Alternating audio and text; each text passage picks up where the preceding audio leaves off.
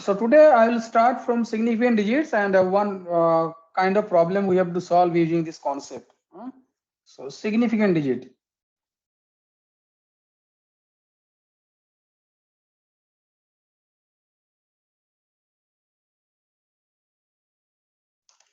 So any digit which helps to represent a number is called significant digit. Any digit which helps to represent a number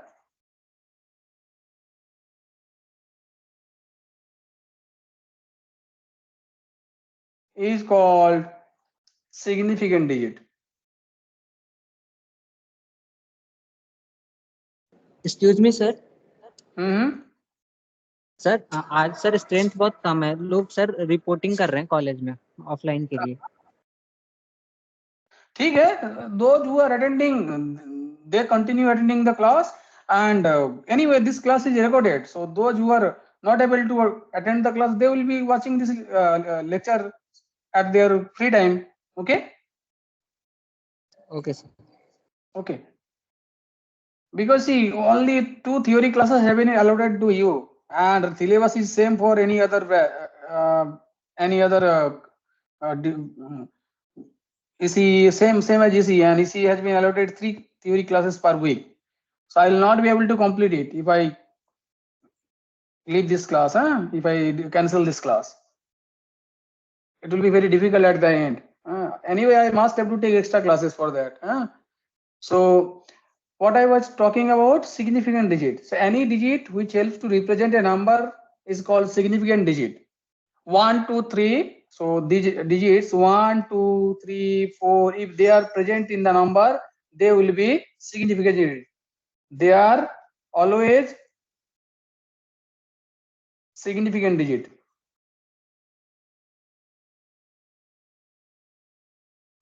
Zero, in case of zero, we have to consider if it helps to describe the position of the decimal point, then it will not be able to, then zero will not be a significant digit. So zero is a significant digit unless it helps to describe the position of the decimal point. So zero is a significant digit. I'll give some examples. Significant digit unless it helps to describe the position of the decimal point.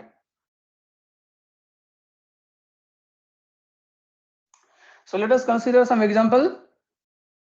1, 2, 3.45. How many significant digits are there? 5.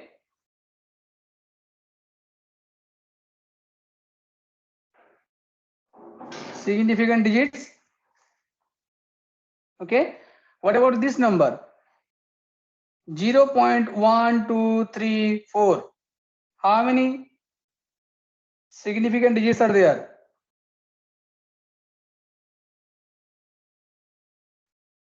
Only 4. Only 4. First 0 is not counted as significant digit. It only helps to describe the, even it is not required. You can directly start from 0.1234. Okay. So only 4 significant digits. What about this number? 0.001234. How many significant digits are there?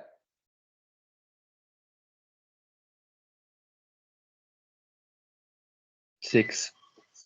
Not 6. First 2 zeros are only helping to represent the decimal point. Describe the decimal point. First 2 zeros after decimal. So these 2 zeros, they are only helping to describe the position of the decimal point. So here these 2 zeros are not significant digit. So here it will be only 4 significant digits. If the number is something like that, 0.1023, then tell me how many significant digits? 4. 3 sir Now here, no, not 3, because this digit is not helping to represent the decimal point, because before this you have 1 at unit place. So 4 significant digits. But if 0 is on the right hand side of a non-zero number, then it will be a significant digit. For example, if you consider 0.1230, you may say, sir, this 0 does not have any value. I understand, but since it is right to some non-zero quantity, it is a significant digit. So that thing you have to remember. So again, this has 4 significant digits.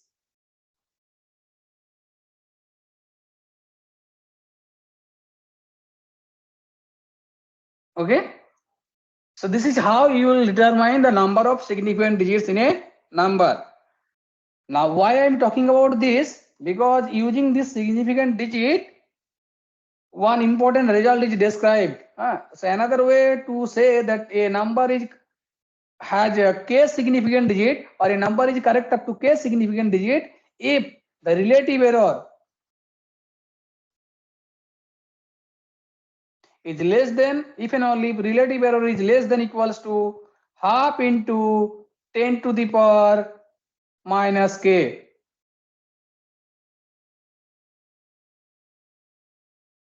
So this is the result. So if we can say, so let me write down in general word.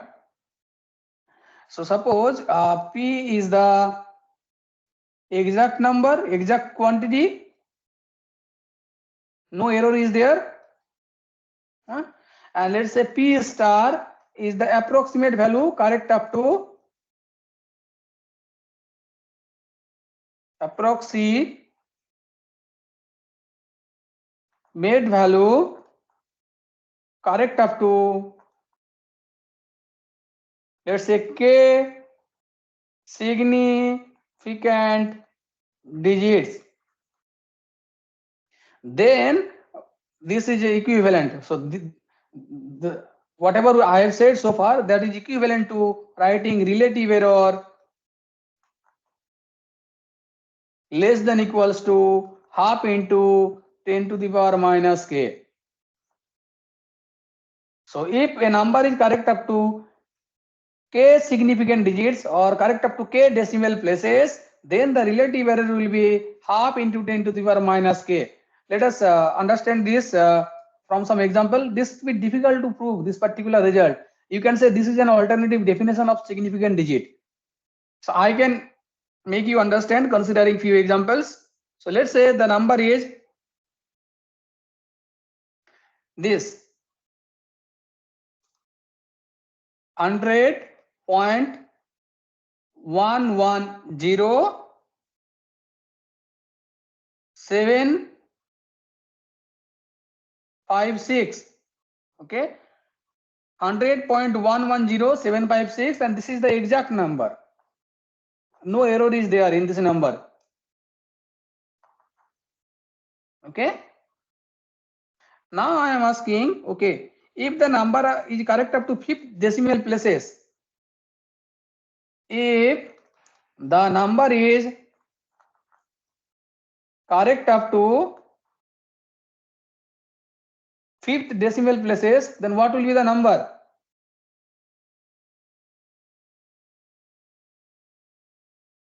What will be the number? If it is correct up to 5th decimal places, up to here, then what will be the number? 100.1107 5 or 6. You have to use the round up rule. If it is correct up to 5th decimal places, then it will be 100.11076. You have to use the round of rule. Okay. And even if you do not use round of rule, that does not matter.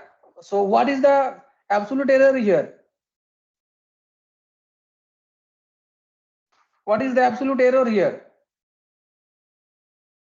100.110756 minus 100.11076. So what is this value?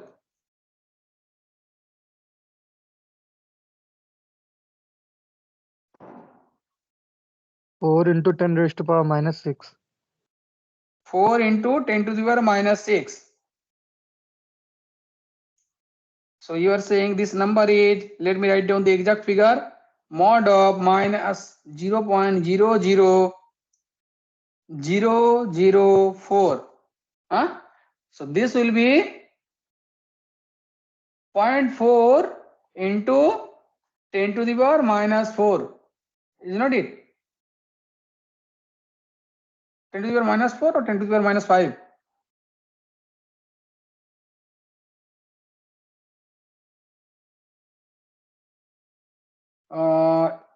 Let me check the number.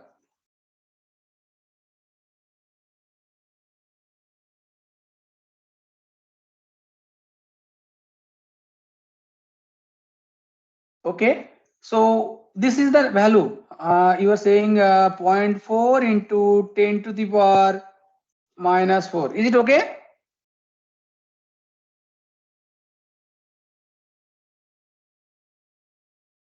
Is it okay? 0.4 into 20 to the power minus 4.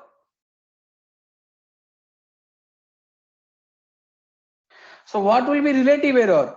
Relative error is what? This quantity by the true value. So this quantity by true value. So 0.4 into 10 to the power minus 4 by, so this will be relative error.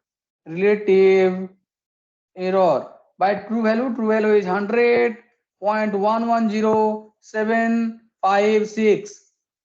So this will be less than half into 10 to the power minus 5. And this will be true for any number.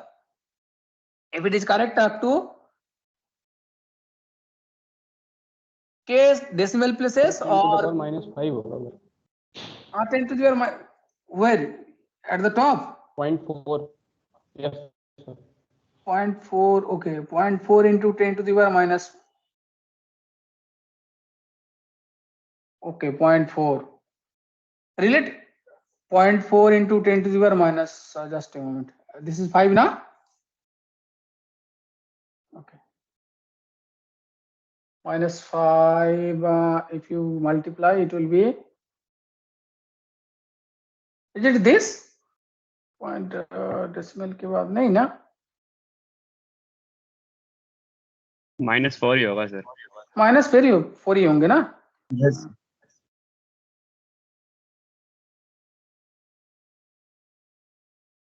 So this is how significant digit concept is used. So now let us consider one problem.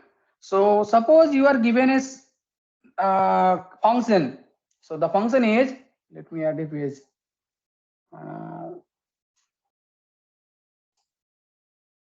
Sorry. Okay.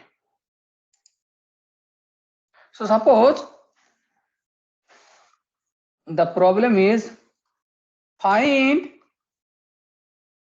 the number of terms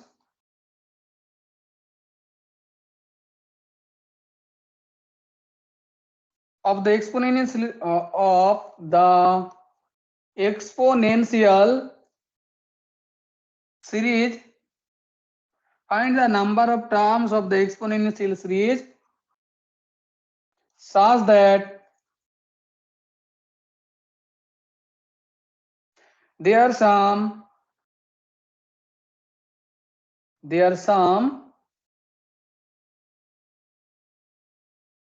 gives the value of e power x correct up to, let's say, 6 decimal places.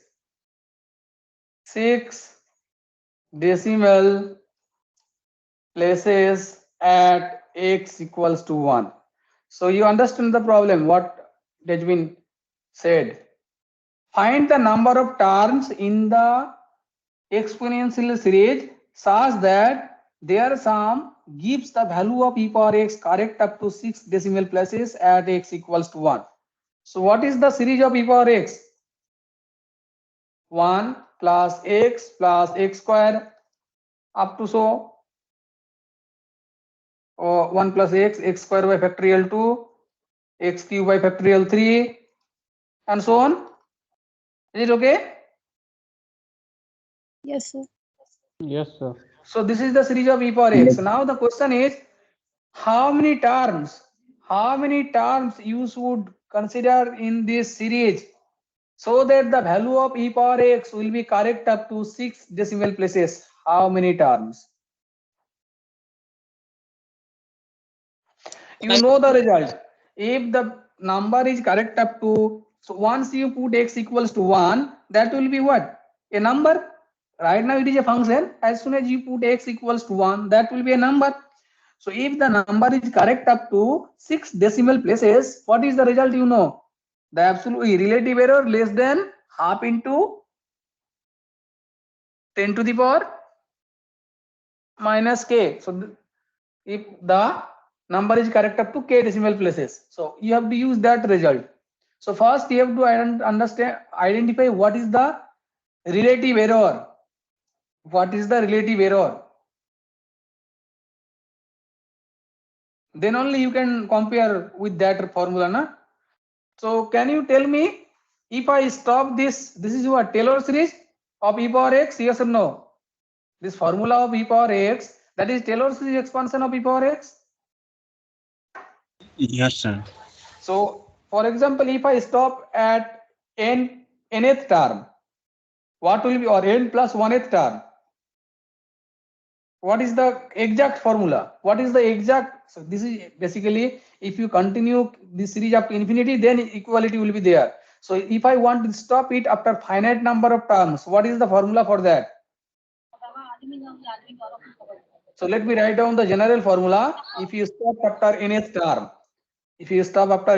so f of x plus h is equals to f of x plus h f dash x plus h square by factorial to f double dash x plus h power n minus 1 by factorial n minus 1 f n minus 1 time derivative of f of x plus h power n by factorial n f nth time derivative of x plus theta h, x plus theta into h. What is theta? Value of theta is lying between 0 and 1. Do you know this or no? Do you recall the Taylor series?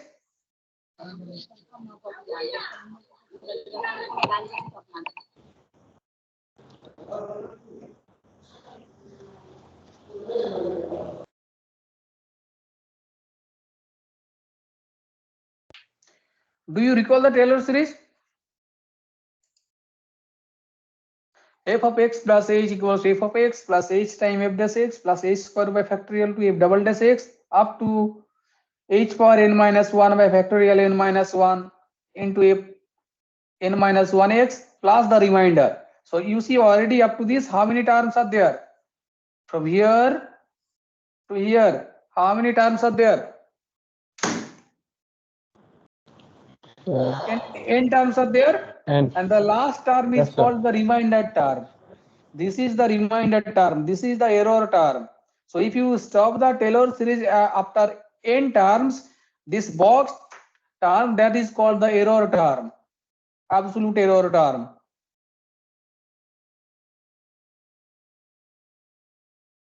H power n by factorial n f n x plus theta h. X plus theta h is a number which should be in this interval. So the interval is, you are considering x and x plus h, and if theta is lying between 0 and 1, where does the point x plus theta h belong? So if you consider a line, this is x, this is x plus h, where does x plus theta h belong? Any in between point, arbitrary in between point, is not it? Here it is x plus theta h if 0 less than theta less than 1. So this is the Taylor series formula. So what is the absolute error? If n terms are considered,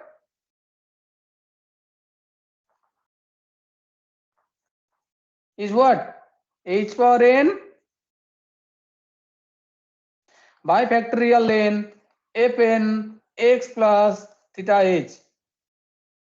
Then what will be the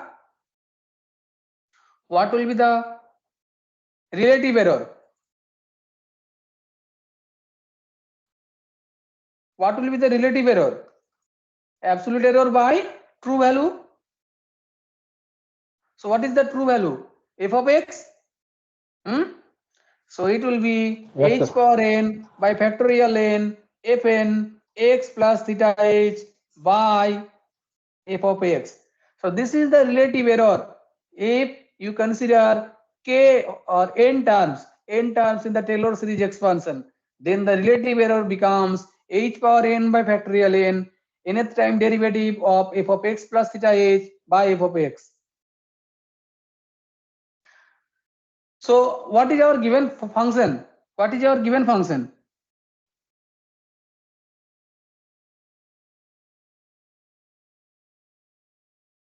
Our given function is f of x equals to e power x. e power x, and which interval? In which interval the function has been expanded in Taylor series? In 0 to x. In 0 to x. So in original formula, in this original formula, x equals to 0 and h equals to x. So in the original formula, you have to replace in the original formula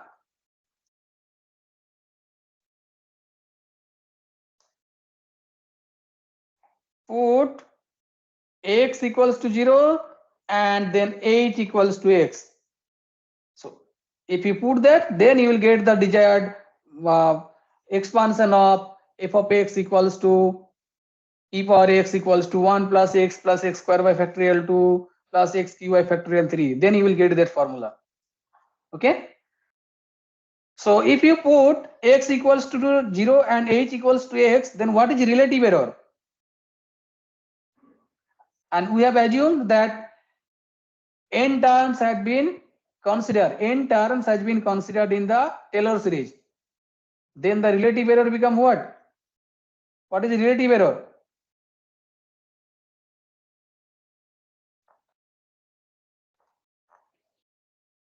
What is that? H equals to x. So x power n by factorial n fn 0 plus theta into x.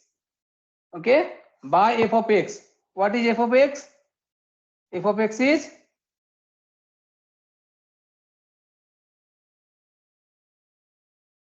what? What is the value of f of x?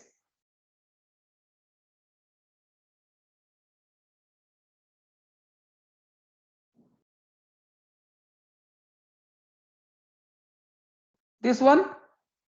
That is the value of f of x. Yes, sir.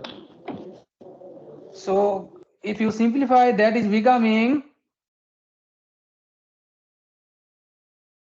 x power n by factorial n, and what is nth time derivative of e power x?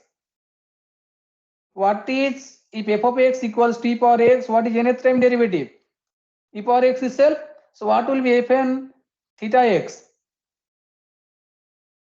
E power theta x. So here it will be e power theta x by e power x. Now remember, we have to find out number of terms in the Taylor series so that it will be correct up to 6 decimal places. So what is the maximum value? Remember, whatever relative error you are getting, that will be less than equals to half into 10 to the power minus k. So what is the maximum relative error? So this is relative error. What is the maximum value? Maximum relative error equals to what? Mod of this x power n by factorial n e power theta x by e power x. Is not it? What is theta? Theta is a number lies between 0 and 1. So what this will be written as x power n by factorial n into e power theta x by e power x. So as theta is approaching to 1, e power theta x will be approaching to e power x. So what is the maximum value of, what is the upper bound or maximum value of e power theta x by e power x? 1. 1. So this will be less than equals to x power n by factorial n. So this is the maximum relative error if you consider n terms in the Taylor series expansion of e power x. And what you know, if the number is correct up to n decimal places, it will be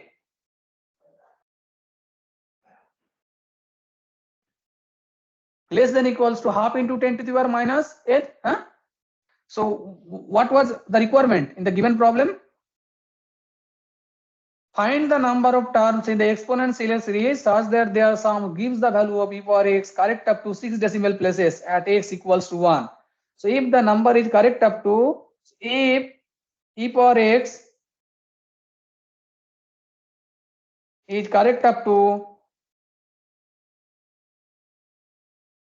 6 decimal places at x equals to 1, then what will happen?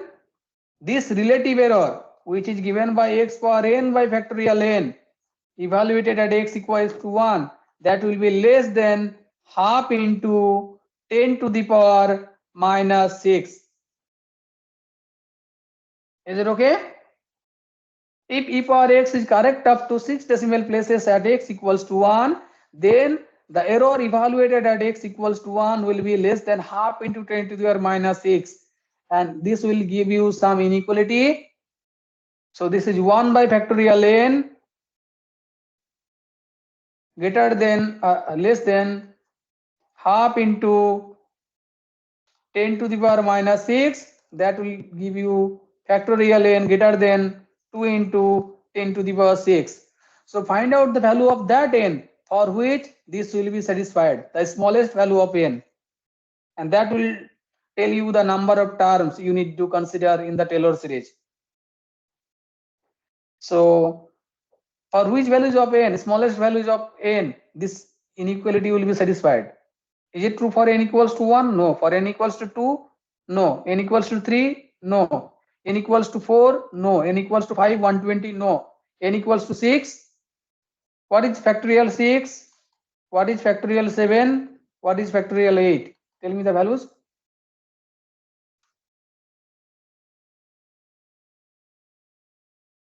Factorial 6, 720, sir. 720, factorial 7. Let me write down this number in this way. Factorial n greater than 2 0 0 0 0 0 0 1 2 3 4 5 6.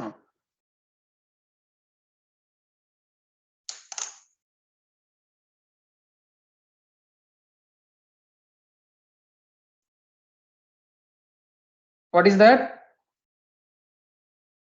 720 into 7. 720 into 7. 5040. 5040. Okay. 5040. 5040. 5040. Then it will be 5040 into 8 into 8 40320. Yes. So it is still not greater than this quantity.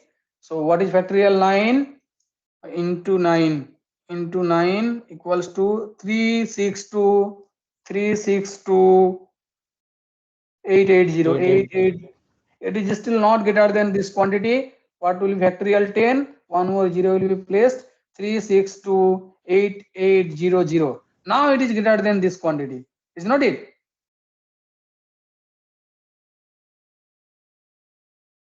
Factorial 10 is greater than 2 into 10 to the power 6. So how many terms you have to add so that the value of e power x will be correct up to 6 decimal places?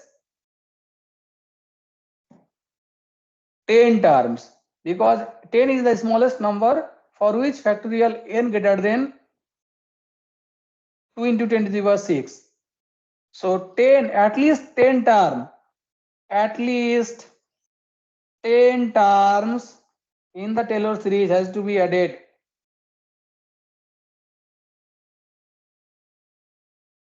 Taylor series has to be added. So this is how you will be solving if you want to consider a number of terms in the Taylor series, so that the value will be correct up to k decimal places. Okay, so this is the approach to solve the problem.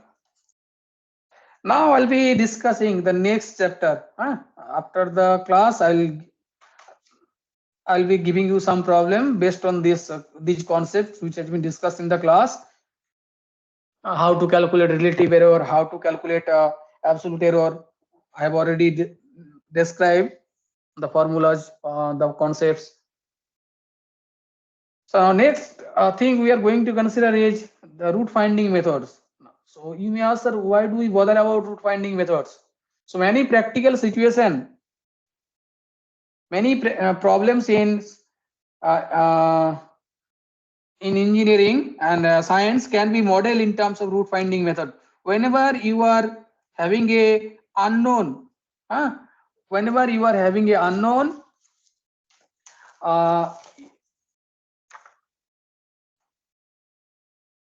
appearing, whenever you are having a unknown appearing implicitly in engineering formulas, that will give rise to a root finding problems. So let me tell you how. So suppose you consider this problem.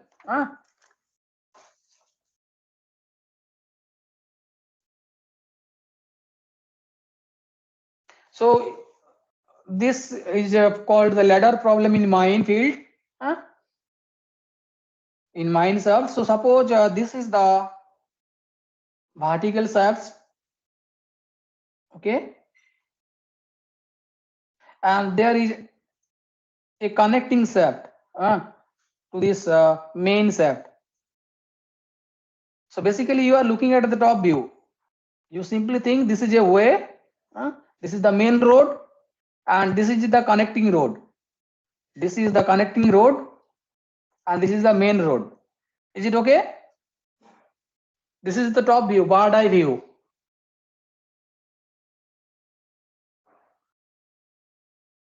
Is it okay, students? Yes, sir. Now Yes, sir. these lines which are, you can see, they are concrete walls. You cannot do anything with these walls. These are concrete walls. These lines are whatever you are seeing on this picture. Now the width of this road or shaft in mine shaft is here given as 7 feet. 7 feet. Okay, and this connecting shaft is, this width is 9 feet. Okay, and this angle, this particular angle is 123 degree, let's say. So these are the lines which are concrete walls. Let me represent them by this black line. You cannot change the position of these walls, fixed walls. And the main shaft or main road is up with 7 feet, and the connecting road or connecting shaft is up with 9 feet. So suppose you want to pass one ladder or one metal pipe from this shaft to this side. You want to take the ladder from here to here. You want to pass it through this corner. Did you get my point? What I am saying? You want to pass a ladder Yes, through this corner. So what will be the maximum length of the ladder or the pipe which can negotiate a turn around this corner? What will be the maximum length of the ladder or the maximum length of the pipe which can negotiate a turn around this corner? What will be your answer? Suppose if this 123 degree seems with odd, let us make it 100 120 degree instead of 123 degree. So can you tell me what will be the maximum length, maximum possible length of the ladder? So this way you will be taking a ladder. So this is the ladder. This way you will be able to turn it. Suppose it is on the floor, you so that no other scenarios are possible. It is on the floor and you want to drag that ladder and you want to negotiate a turn, and you can neglect the width of the ladder. You think about simply as a metal rod, the ladder. Otherwise, the bit complication will be coming. You simply think this is a metal rod type thing, this ladder. So what will be the maximum length of this ladder, which will be able to take a turn?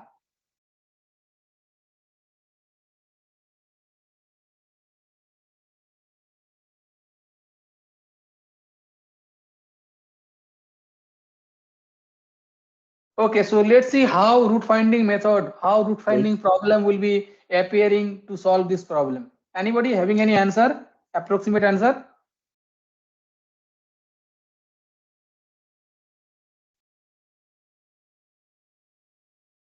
Sir, around 23. Around 23 feet. Yes, sir. Okay, so I will write down your answer and I will see what will be the exact figure, what will be the most approximate answer. How did you come up with this number, 23 feet? Sir, Yes. sir, I taken an arc length, sir.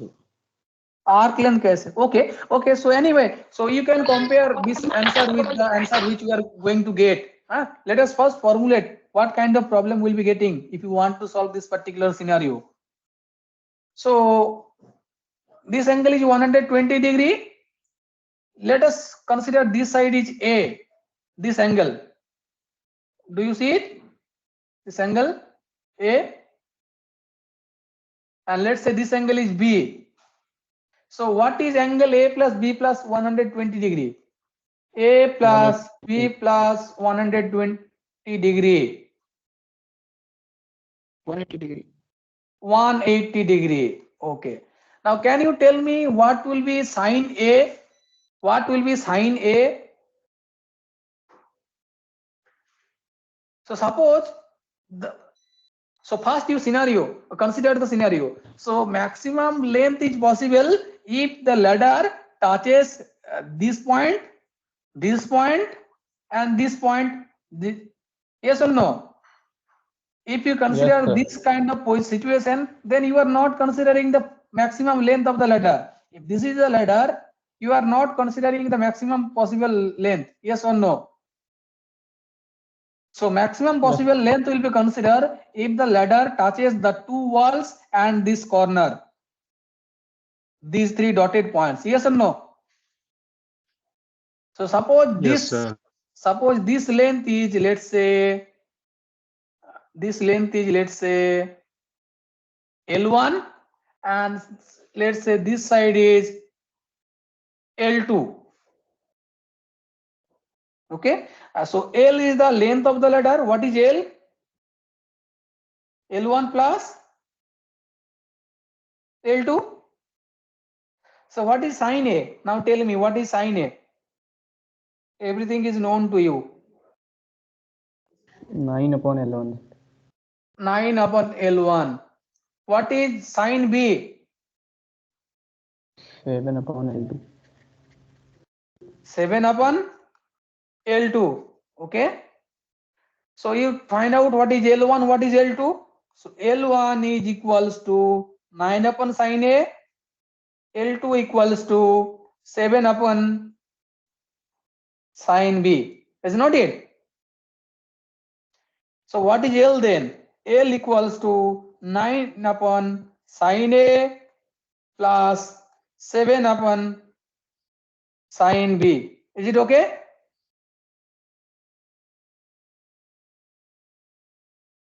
Is it okay? Whatever I have written. Yes, sir. Now, though there appears two unknowns A and B, we can make it one. From which relation? A plus B plus 120 degree equals to 180 degree. So you replace b by a. Can you do it? Yes, sir. 60 So minus L will be 9 by sine A plus 7 by sine of 180 degree minus 120 degree minus A. 120 degree minus A. So that will be basically equals to 9 by sine A plus 7 by 60 degree minus A sine of. Is it okay? So L is a function of what? Angle A. L is a function of angle A. Now what we want to do? We want to maximize L. So what is the formula? You know, if you want to maximize y equals to f of x, how to find out maximum minimum value? First you consider dy by dx equals to 0, find out the critical points, and then from this d2y by dx to at the critical point you check the sign. If it is less than 0 at the critical point, it will be maximum, point of maxima. If it is greater than 0, it will be point of minima. Once you identify it is a point of maxima and point of minima, you put that point in the function to get the maximum value or the minimum value. Is not it? Calculus, single variable calculus, maximum minima. Yes, So sir. how to find Yes, out sir. maximum minima of this L? L is a function of A. So for maximum or minimum value of A,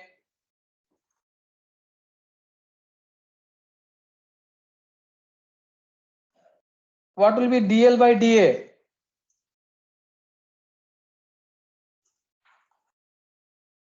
That will be equals to 0. Yes, sir.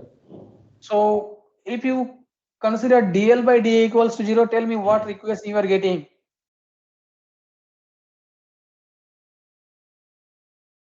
Nine by sine A will be cos A. Sine A will be sine square A. Sine square A, and then sine A derivative with respect to A will be cos A plus 7 by sine, that will be sine square 60 degree minus A, then derivative of sine of 60 degree minus A with respect to A. So that will be cos of 60 degree minus A, then 60 degree minus A with respect to A. So you will get a minus sign here. That will be equals to 0. So let me write down one more time what we have obtained. 9 cos A by sine square A minus 7 cos of 60 degree minus A by sine square 60 degree minus A equals to 0. So what you have to do? You have to solve for the angle A. And what is this? This is an equation. And you have to solve this equation. Does it look very simple equation?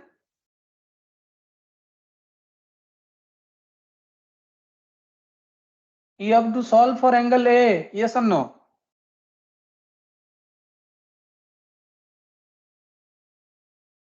So is it very easy to solve it manually by hand?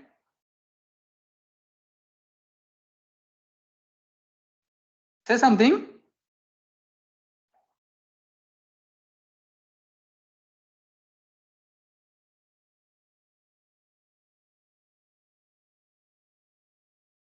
Students, are you with me or you have left the team? Our connection is lost. No, sir. No connection is there. Yes, sir. So it is not a simple equation. So you see, from the given problem, we are end up with a root finding problem. Yes or no? From the given equation, from the given problem,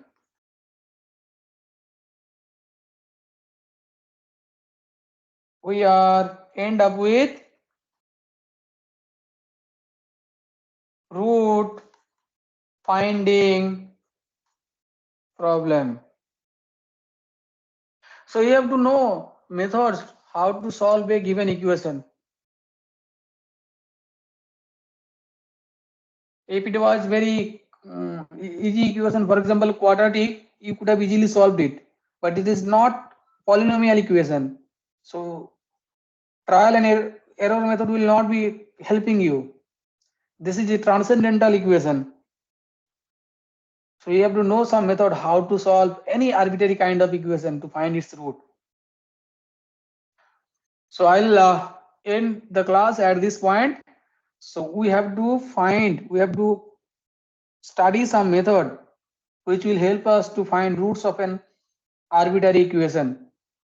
So in the next class, we are going to learn some root finding method, which will be bisection method, Regula-Folsi method, secant method, Newton-Raphson method. All of them will be having same aim. They will be helping to find root of a given equation. Okay. Now some of them will be a bit easy to understand. Some of them will be giving you very quick solution. So we'll consider each of those cases separately. So can you solve anybody this equation? Try to solve it, and if you are able to solve it, tell me the answer of the given problem. Somebody said that the length of the ladder should be, maximum length should be 23 feet. So I want to compare our most accurate solution with this 23 feet. Is it at all close to the value which will be getting?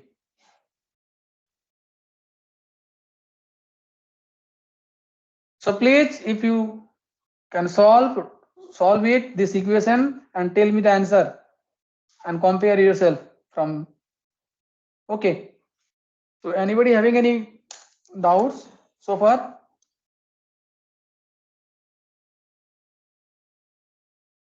Did you understand how did I formulate the given problem in terms of root finding method, in terms of root finding problem? Any doubt in this formulation? No, sir. No, sir. So up to this point, you are able to follow this given equation from the given problem to this last equation. Was it okay to you?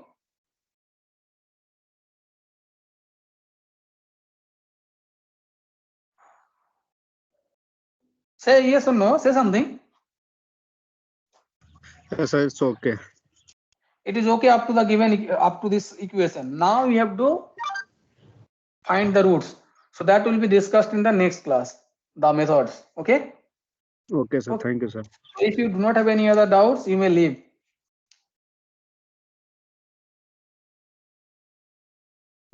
Thank you, sir. Okay. Okay. Okay, Thank sir. you, sir. Thank you, Thank you, sir. sir. Thank you, sir. Thank you, sir. Thank you, sir. Thank you.